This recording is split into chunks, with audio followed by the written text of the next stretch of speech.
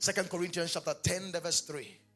It says, though we walk in the flesh, we do not war after the flesh. For the weapons of our warfare are not carnal, but they are mighty through God to the pulling down of strongholds. What are the strongholds? They are ideas, arguments, ideologies, mindsets. Listen, generational curses does not only operate in the way you are thinking is operating.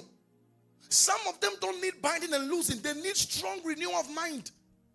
Generational patterns operate through, it controls the mind of a man. Your mother married 3 times.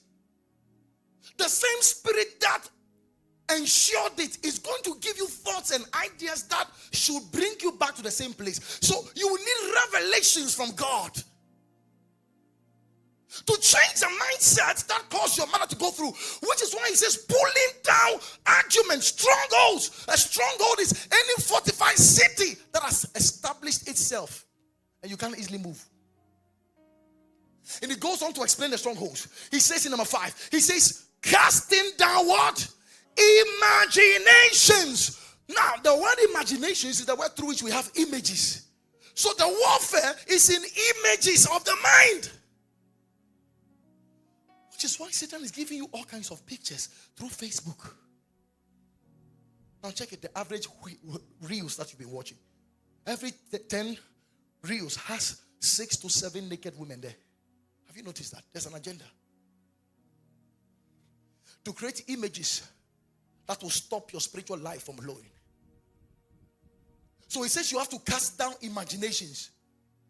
Then he says, and every what? High thing that exalts itself against the knowledge of God. Which means every knowledge you receive must be compared to the knowledge of God.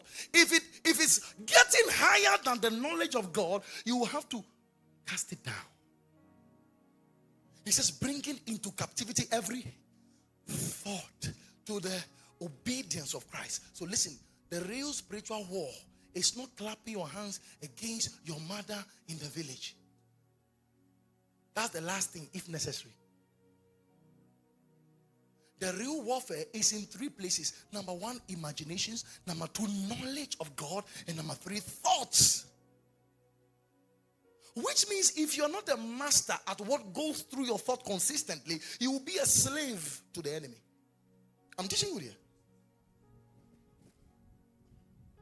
So your mind is the organ of faith, the first organ of faith. So it must have a certain consciousness of God consistently through renewal of mind. Ephesians 4, the verse 22 to the verse 24. He says, and be renewed in the spirit of your mind. In 2 Corinthians 11, the verse 3, he says, but I fear, lest by any means, as the serpent deceived Eve through his subtlety, so your mind should be corrupted by the simplicity that is in Christ. This is very interesting. The same serpent that deceived Eve through the mind is the same serpent doing the same to us.